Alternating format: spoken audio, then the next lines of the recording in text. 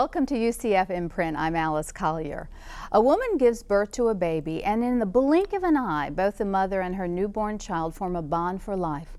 Most of us understand that special relationship between a mother and a child. What very few of us realize is that baby can actually imitate the facial gestures of his mother just after birth. That, according to my guest, UCF professor and chair of philosophy and cognitive science, Dr. Shaun Gallagher. Dr. Gallagher's theory is explained in his book titled How the Body Shapes the Mind. Welcome, Shaun. That's a actually scary thought to think that it is a little bit, yes. Mine weren't very pretty at that moment. The experimenters who did the original experiments, they had beepers on. They would wear beepers, and they would be beeped when the mother was ready to give birth, and they would rush into the hospital. And these gestures are things like sticking out their tongue and opening their mouth. And some suggestion was maybe the baby would be traumatized by this type of thing. But this was done years ago, and so far, no trauma has been reported. I remember my grandmother saying that, you know, when my babies would smile, she'd say, "Oh, honey, that's just indigestion." That's all that is. A lot of people think babies are not as smart as they in fact are. Some people think babies are blind when they're born. But in fact, although their sight is limited in certain ways, as long as you hold the infant about 18 inches away from your face and you get their attention, you can stick your tongue out and they will, in fact, imitate that. And it's as young as 10 minutes old. When the infant is 10 minutes old, this thing will happen. And so how do you go about researching that? You talked about the researchers would rush in and watch this. I guess observation is what they did. They videotape it, and then they also have graduate students actually viewing the videotapes and verifying that something was going on. So they build in lots of objectivity into it. They've done it cross-culturally, so that they've done it not just here in America, but in India and in Europe and so forth. And they find the same kind of reaction, just verifying that objectively that this is what's going on. Does a mother have to do, like, stick out her tongue over a period of time so that the baby's actually developing that skill? No, it seems to be just the whole idea of doing it so young, when they're, say, 10 minutes old or under a minute old, well, not under a minute, but under an hour old, is to try to show that what it takes to do that is sort of built in, hardwired, you might say, into the human brain from the very beginning. And the idea is that the infant sees and is able to translate what it sees in the face of the other into what it can do, what it itself can do, even though it doesn't know yet that it has a face or what a tongue is or anything like that, yet it's still capable of doing this. There's some debate about what exactly is this kind of action. And the person I've worked with, Andrew Meltzoff, was the original researcher who showed this. And he thinks that there is some kind of cognition there, some kind of representation going on in the mind of the infant. Other people simply say it's something very perceptual, something happening almost automatically. In either case, what it seems to show is that the infant comes very much prepared for a social encounter, for being a social creature. And that's the kind of interesting thing that a philosopher is looking at. And you talked about it's different that when you show that newborn baby a puppet, the same thing doesn't happen. The same thing does not happen. It's been shown that the infant will only imitate the human face. It won't imitate other kinds of things. So it seems to be very specific kinds of imitation that the infant is capable of. You know, this study sounds like something out of a medical journal. You're a philosopher. How do the two go hand in hand? Right. Well, I'm also a philosopher who works in the area of cognitive sciences. And at UCF we have a cognitive sciences program, which includes not only philosophers but also psychologists, computer scientists who work on artificial intelligence, and neuroscientists. So it's really something like a team effort and very interdisciplinary. The philosophers usually are standing by looking at the experiments, not actually engaged in them as say the psychologist or the neuroscientist would be. So the philosopher is acting as a kind of a checker of theory, you might say, someone who is able to make distinctions and help to explain what's going on in the experiment. Okay, so what's your theory about these babies who are able to imitate these gestures? Well, it's the surprising thing about the infant imitation is that before 30 years ago or so, the theory was that this would be impossible. And it would be impossible for one reason, having to do with the development of what is called the body schema. This is one of the things I talk about in my book. The body schema is really something built into the human body that allows us motor control. We control our movements, and we do it in a way that we don't have to think of it. So if we didn't have one of these body schemas or this type of organization of our body, we might have to actually think through reaching to pick up a cup. And there are, in fact, patients like this who've lost their body schema, in a sense. The infant neonate imitation shows that the body schema is there from the very beginning, that this, in fact, is sort of hardwired, and we come already equipped to be able to move in certain ways. We come wired in our brain. So our brain is the essence, then, of the body. Well, one of the things I'm talking about in the book is that there's been a little bit too much emphasis on the brain. Mm-hmm. There's been great advances in neuroscience in the last 10 years or so, and we've learned quite a bit about the brain, so that philosophers and neuroscientists and psychologists get very excited about what the brain is doing. And they forget sometimes that the brain is located within a larger organism, all right, which is the body, which has a certain shape to it. As a human body, we have a certain shape, and that shape fits into the environment in a certain way. So that if we had a different kind of body, that would mean our experience would be very different. It would also probably mean that our brains would be very different. What do you mean, like our experience would be different? Well, you can think of it in terms of looking at other animals. Let's say a frog. This is a famous example from the literature. A frog's brain is very different from ours, right? Why is that? The frog's body is very different. What does the frog see when it opens its eyes? If we had a frog here looking around, do you think it would see exactly the same kinds of things that we see? And the answer is no. What their eye and what their brain allows them to see are things that they need in order to survive in the environment they find themselves in. So they pay very close attention to little specks as they cross the visual field. And usually they grab them because they're flies and that's their food. But their eyes are tuned into that type of thing and they don't see the same world we see. So our world is really constructed perceptually on the basis of the way our body is and the brain, which of course heavy is part stuff. of it. It's fun to think about that too.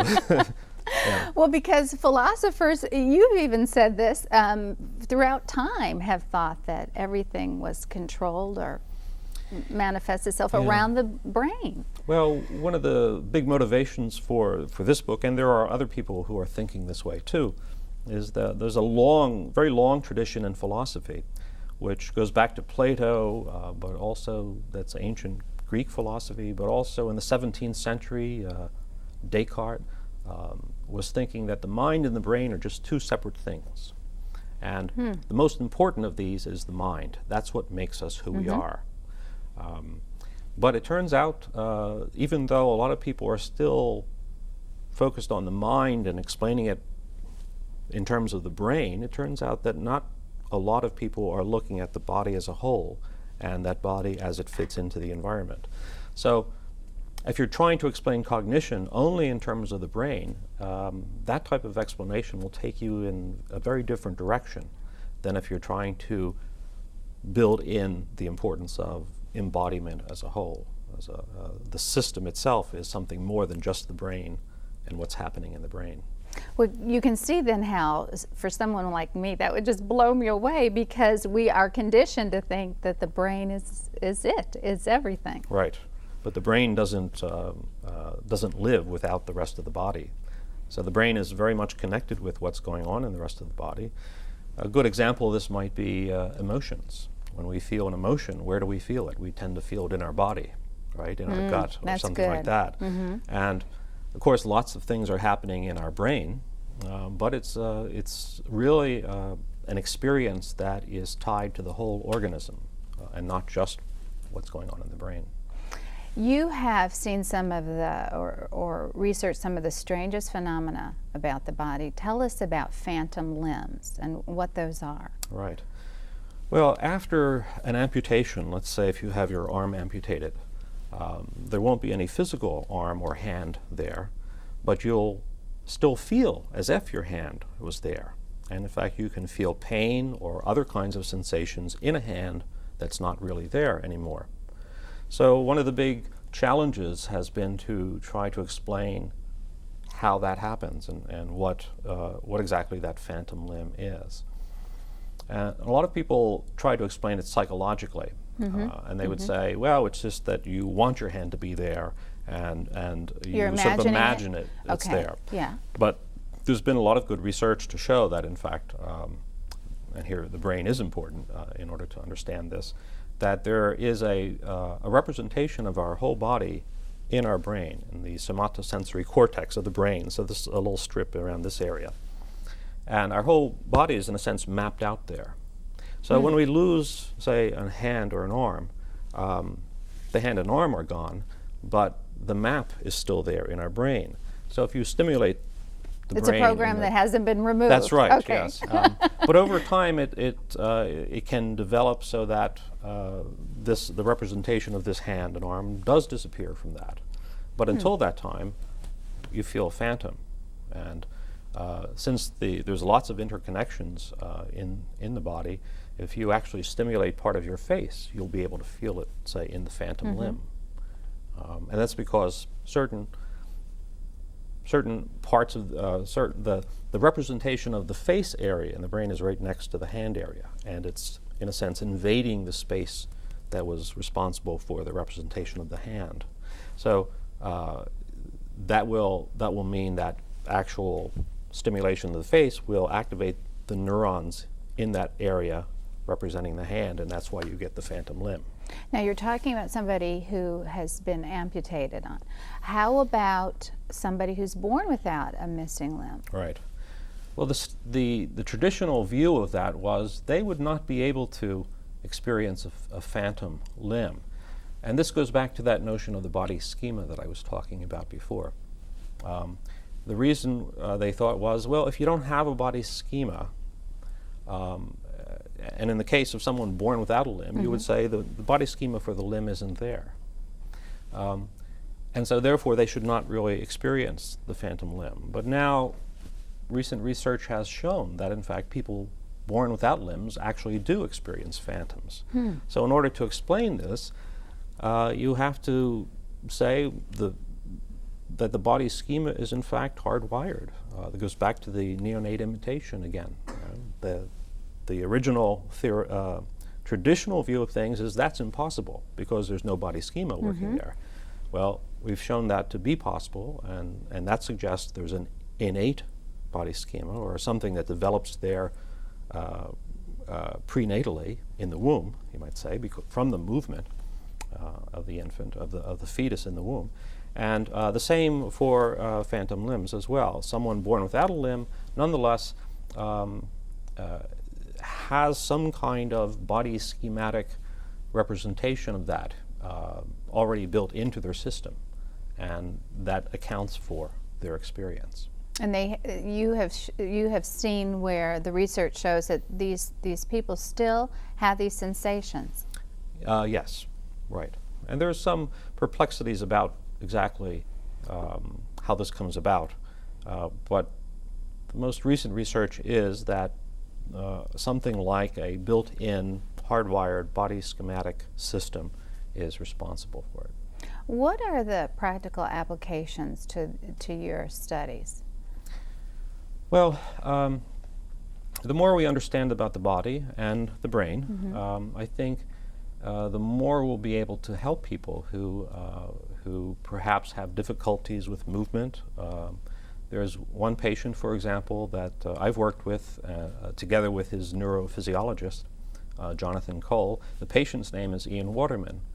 And Ian has lost the sense of where his body is. This is called proprioception. That's a big term, but it means, we all have a sense of where our body is. So if I asked you, say, to close your eyes and to touch your knee, you should be able to do that. Right. Unless you're in space, say in the space shuttle, where you're not quite, your proprioception Where I will is very... never be, right. okay? Oh, good. Yeah, it's tied to the gravitational field of the Earth. But, and then you'll get adjusted in space, so astronauts will have to sort of just get adjusted to that after a while. In any case, what allows you to know where your limbs are is this proprioceptive system, which feeds back through the brain and it comes from the whole body and is representing your body in your brain. So he's lost proprioception from the neck down, so he doesn't know where his limbs are, in effect. In order to move, in order to control his movement... Is he paralyzed? No, No, his muscles are perfectly fine. This is why he's such an interesting case to study, because it's a very specific loss that he has. It's touch. He can't feel anything if he touches. It's touch, and it's also proprioception, so he doesn't know where his body is. So if you ask him to close his eyes and put his hand out like that, and then you move his hand, if you put it over there, and then you ask him to touch his hand, he has to first of all remember where his other hand is, and then he will go like this, because he's pointing to where he remembers his hand is. He has no sense. Oh my. Right. Okay, so here's someone who has profound problems with movement. He doesn't move in the same way you and I move, right? He doesn't have a body schema, in a sense. What he's lost is this body schema that I've been talking about. So he has to think about moving, and he has to shape his grasp if he wants to pick up the cup. And he has to think about doing that. And walking across the room, he has to think about his feet, where to put them. Really? So he has to literally talk himself through it. Right. So when he first, this started when he was 19 years old, and it was after an illness that he had, which attacked his own nervous system, unfortunately. And as a result, nobody really knew what was wrong with him. And they couldn't really diagnose him. He went through 2 years of therapy, relearning how to move in his own terms, not in normal terms. This will never be fixed for him. And one thing that we learned from his case is that, well, this can happen, and we can also think about how therapy might be improved on the basis of what we've studied in his case. That can also be affected too, can it, just for an everyday person who's under the influence of drugs or alcohol, right? If you're trying to, that's, the police, if people are pulled over, they're asked to touch their nose, and can't that be influenced as well? Absolutely. I mean, anything you put into your system is going to affect the system in some way. The motor system is a very important part of how we live and our experience. So alcohol, drugs, but also things like schizophrenia, autism, such things as that, will have an influence on our brain and will also affect some aspects of our motor system. Autism as well. Autism as well, yeah. There's been studies actually at the University of Florida, I believe. There's a researcher there who videotaped very young children who had the possibility of being diagnosed with autism. And even before they were diagnosed, he was videotaping them or studying videotapes of them. And he noticed that they had a lot of different problems with crawling and turning over. So these are very young infants who showed abnormal motor aspects in their movement, and then who later were diagnosed with autism. Tell me about how some of your theories touch on anorexia, for example. Right. I mentioned body schema. One of the things I try to do in the book is to distinguish a body schema from what is called a body image. If you look in the psychological literature, you find a lot of these terms used interchangeably. But in fact, I think they should be really kept separate. A body schema is about movement and motor control, and it's something we don't think about. It's something, as long as we have one that's working in the right way, it just takes care of itself. In the case of a body image, however, this is our conscious awareness of our own body. It's perceptual, but it's also emotional, so we might like our body or dislike it, the way it looks, for example, or it's conceptual, the way we understand how our body works, for example. So all of this goes into what is called the body image.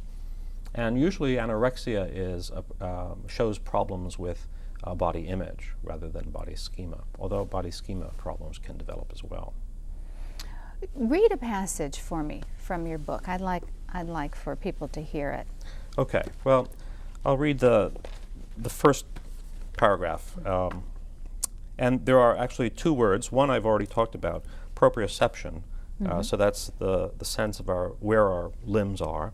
There's another word here that one should be aware of, crossmodal registrations.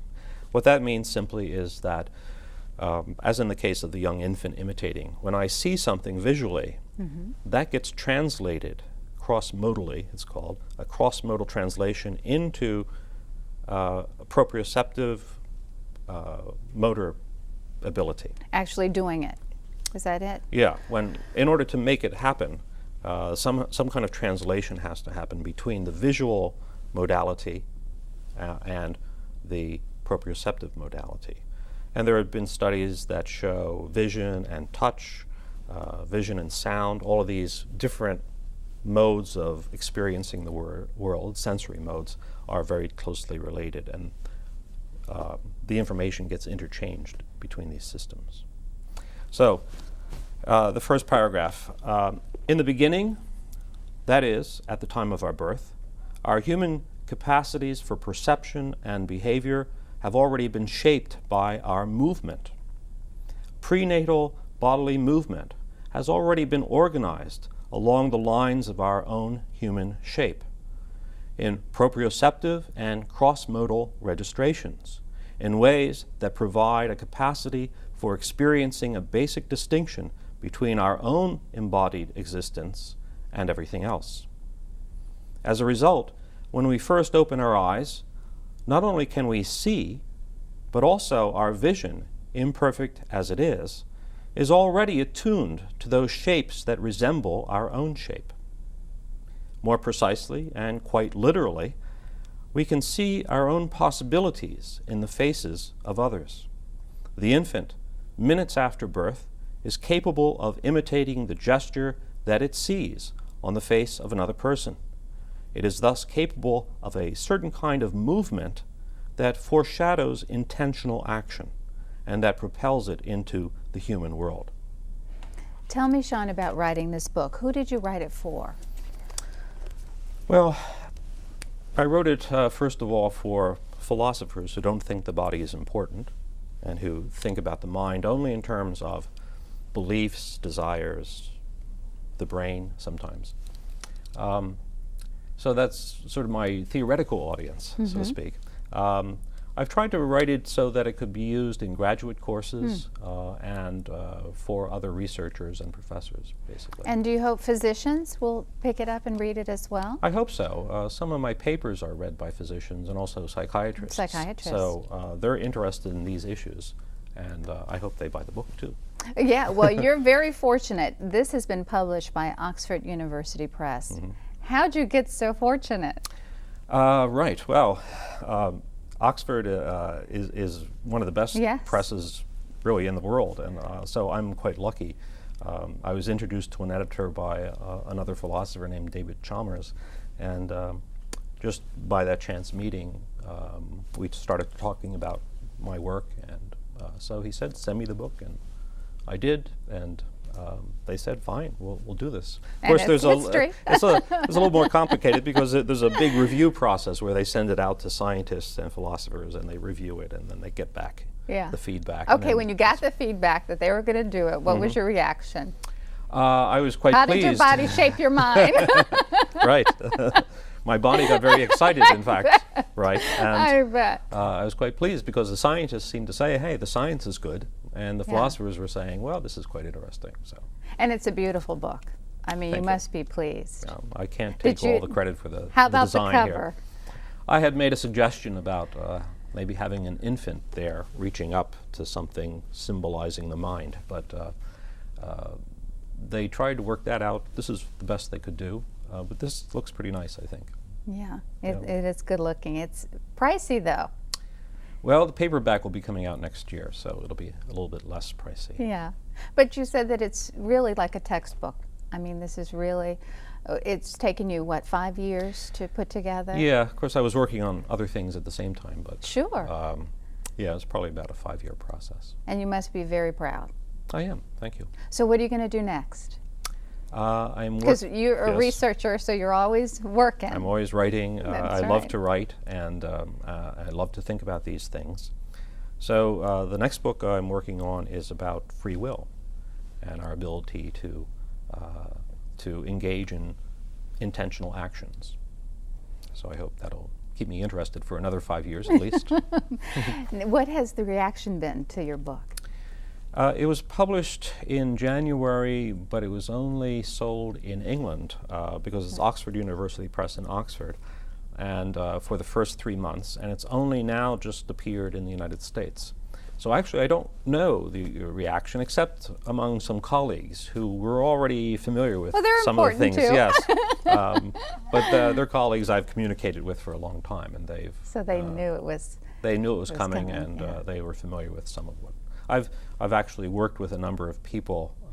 I'm lucky as a philosopher to have come into contact with a number of scientists, including Andrew Meltzoff, who did the work on neonate imitation, Jonathan Cole, who does the work on the person who's lost proprioception, and there are a number of other people like that I've been very fortunate to meet up with and engage sometimes in the actual experiments. Well, I find it fascinating. It's and- been quite fun. Well, actually. thank you so much for explaining this to me. Okay. It's probably the equivalent of a freshman, Philosophy 101, but I No. really appreciate it. Thank you very much. And certainly broadening our horizons. Thanks, Shaun. Again, the book is entitled How the Body Shapes the Mind by Dr. Shaun Gallagher. That's our program for now. Thanks so much for watching UCF in print. Until next time, I'm Alice Collier. Goodbye.